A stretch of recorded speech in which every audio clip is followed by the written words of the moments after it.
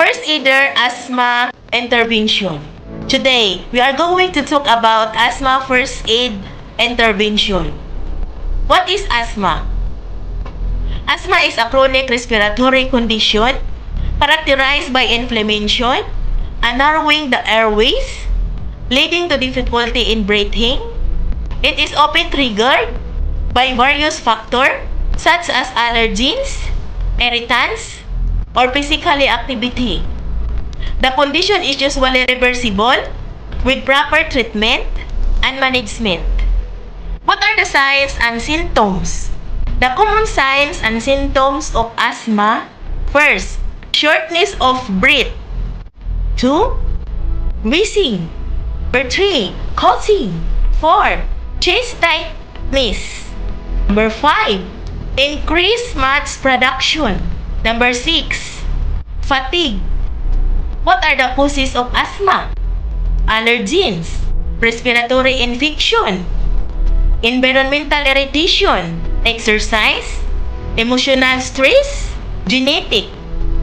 First aid intervention of asthma. If someone experiencing asthma attack, the following first aid step should be taken. Stay calm. I am your first aider, Erlene Masihas. I will help you. Relax, ma'am. Stay calm. Encourage the person to remain calm and avoid panic. Ayos, salbutamol, ma'am. Then, administer the reliever, inhaler, bronchodilator. This will help open up the airways and ease breathing, and then follow the instruction of the inhaler for proper use. Sit the person upright. Encourage them to sit in an upright position to ease breathing. Avoid lying down. Monitor the person. Keep a close watch on their conditions and make sure they continue using the inhaler as needed.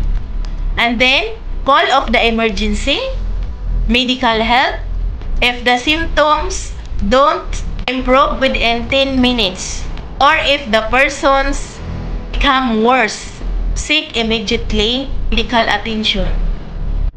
Asthma attack can be severe, and knowing how to intervene quickly can be crucial in preventing further complications.